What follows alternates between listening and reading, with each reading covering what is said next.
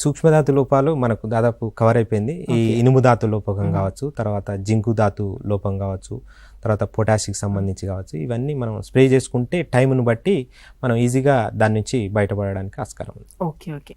అలాగే పెసర మినుము పంటలకు సంబంధించి ఒకసారి వాటిలో ఎదుర్కొనే ప్రధాన సమస్యలు, ఇంకా కంది గురించి ఏమైనా చెప్తారా? ఎందుకంటే కందికి సంబంధించి కూడా ఎక్కువగా సాగు చేస్తుంటారు. కంది కనుక చూసుకున్నట్లయితే మంచి అధిక దిగుబడులు సాధించాలంటే ముఖ్యమైన పాయింట్స్ ఏంటి అంటే, కందిని ధృవీకరించిన సంస్థల నుంచి విత్తనం సేకరించుకోవాలి. దాదాపు 60 మిల్లీమీటర్ల వర్షాపాతం నమోదైన తర్వాతనే విత్తనాన్ని అనేది విత్తుకోవాలి.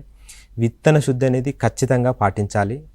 మనకు ఎండు తెగులు సమస్యాత్మకంగా ఉన్న ప్రదేశాలలో ట్రైకోడర్మా విరిడితో కూడా విత్తన శుద్ధి చేసుకోవాలి. 8 గ్రాములు 1 కిలో విత్తనానికి చూసుకొని రైజోబియం కల్చర్ను కూడా ఖచ్చితంగా విత్తన శుద్ధి అనేది చేసుకోవాలి.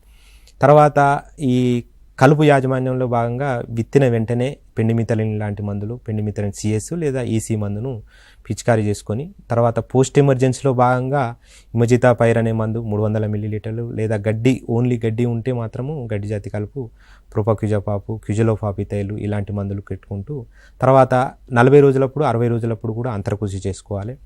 45 రోజులప్పుడు ఇంతకుముందు చూసినట్టు మనకు నిప్పింగ్ ప్రాక్టీస్ కూడా ఖచ్చితంగా కందిలో చేసుకోవాలి. వీటితో పాటుగా మనకు ముఖ్యంగా రకాలు కూడా మనకు ధృవీకరించిన సంస్థల నుంచి మంచి రకాలు, మేలైన రకాలు ఎన్నుకొని సాగు చేసుకోవాలి.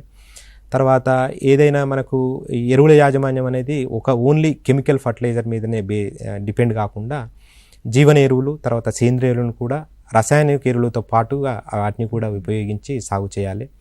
తర్వాత బోధె కాలువల పద్ధతిలో విత్తుకోవాలి.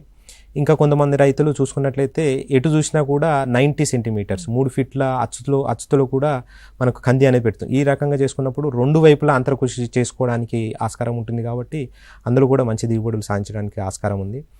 ఇది కాకుండా మనకు ఎరువుల యాజమాన్యం చేపట్టాలి, సమగ్ర ఎరువుల యాజమాన్యం, అలాగే సమగ్ర కీటక యాజమాన్యం కూడా చేపట్టాలి. అంటే పురుగులు మనకు ముఖ్యంగా పుష్పించే దశ నుంచి మనకు ఈ రకరకాల పురుగులు పాడ్బోరర్స్ రావడం జరుగుతుంది. మనకు మరుక మచ్చల పురుగు కావచ్చు, శనగపచ్చ పురుగు కావచ్చు. అదే దీంట్లో అయితే మనకు కందిలో చెప్పుకుంటున్నాం కాబట్టి ఇది ముందు జాగ్రత్తగానే నీమాయిల్ లాంటి 5 మిల్లీలీటర్ల వేప నూనె పిచికారీ చేసుకోవడం, క్లోరోపైరిపాస్ లాంటి కెమికల్స్తోని, ప్రొఫినోఫాస్ కెమికల్స్తోని, కొంచెం ఉధృతి ఎక్కువ ఉన్నప్పుడు క్లోరాంటినిల్ లాంటి కెమికల్స్తోని, ఫ్లూబెండమైడ్, ఇమామిక్టిన్ బెంజోయేట్ 0.4 గ్రాములు ఆ రకంగా కొంచెం చేసుకొని పురుగులను సమర్థవంతంగా ఇన్ టైంలో అరికట్టినట్లయితే, అలాగే విధంగా మనకు స్టోరేజ్లో కూడా కొంచెం బ్రూచిడ్స్ ఎక్కువగా అటాక్ అనేది జరుగుతుంది ఈ పల్సెస్లో ముఖ్యంగా. ఎందుకంటే ప్రోటీన్స్ ఎక్కువ ఉంటాయి కాబట్టి ఈ ఇన్సెక్ట్స్ కూడా ఈజీగా అటాక్ అవుతూ ఉంటాయి ఎక్కువగా.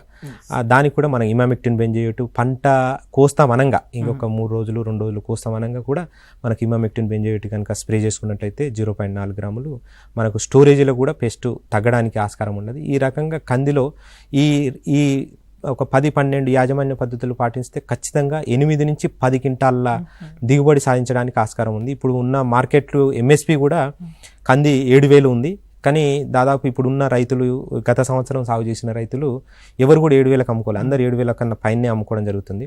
దాదాపు 8,000, 8,500, 9,000, 10,000 కూడా ఈసారి అంత మార్కెట్ విలువ ఉంది. కాబట్టి 8 నుంచి ఈజీగా 10 క్వింటాల దిగుబడి సాధించడానికి ఆస్కారం ఉంది. ఈ యాజమాన్య పద్ధతులు ఖచ్చితంగా పాటించాలి. అంటే కందికి సంబంధించి మీరు ఏవి చేసే పనులు చెప్పారు, చెయ్యకూడని పనులు ఏమైనా ఉన్నాయా? చెయ్యకూడని పనులు అంటే ఇప్పుడు ధృవీకరించని సంస్థల నుంచి ఇష్టం వచ్చిన కాడ విత్తనాన్ని సేకరించుకోవడం, ఫ్లాట్ పద్ధతిలో నాటుకోవడం, విత్తుకోవడం, లేకపోతే ఏదో కొద్ది మేర అంటే వర్షాలు ఇప్పుడు అంతటా పడుతున్నాయి. ఒకవేళ 20-30 సెంటీమీటర్లే వర్షం పడ్డా కూడా పత్తి, కంది అన్నీ ఉరికిపోయి పెడతా ఉంటారు తొందరగా పెట్టాలన్నట్టు. అట్లా కాకుండా 60 సెంటీమీటర్లు పడ్డేంత వరకుగా వేచి పెట్టుకోవడం.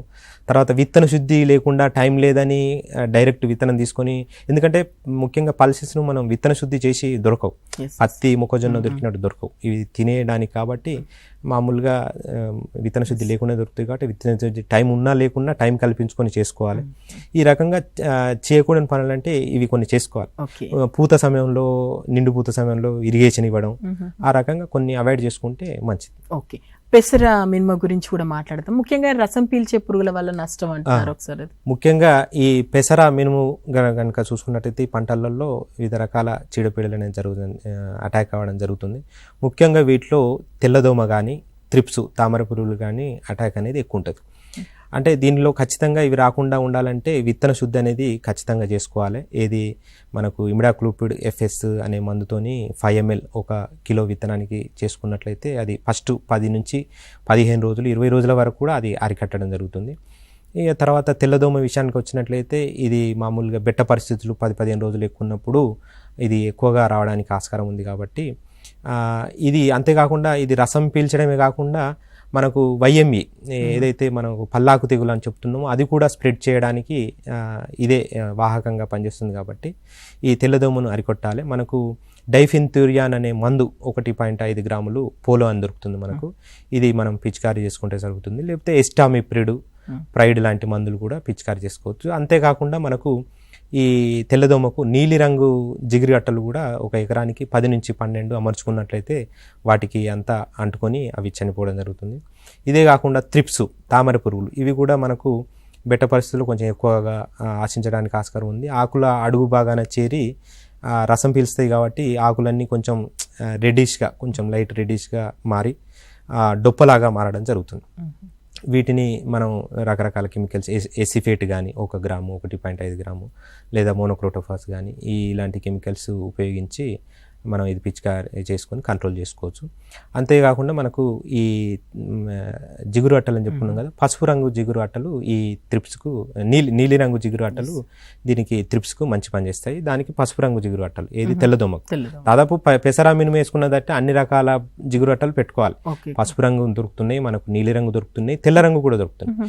ఈ ఎకరానికి అన్ని 10 నుంచి 12 పెట్టుకున్నట్లయితే మంచి పురుగు కొంచెం ఉధృతి కూడా తగ్గుతుంది. అలాగే కంది విషయానికి వచ్చినట్లయితే మనకు ఈ ఫెర్మోన్ ట్రాప్స్ అంటున్నాం కదా, ఈ లింగాకర్షక పుట్టలు, ఇది పురుగు ఉధృతిని చూడడానికి దాదాపు ఎకరానికి దాదాపు 3 నుంచి 4 పెట్టుకోవచ్చు. లేదు అనుకుంటే కొంతమేర కంట్రోల్ కూడా చేయాలనుకుంటే 10 వరకు కూడా పెట్టుకోవచ్చు.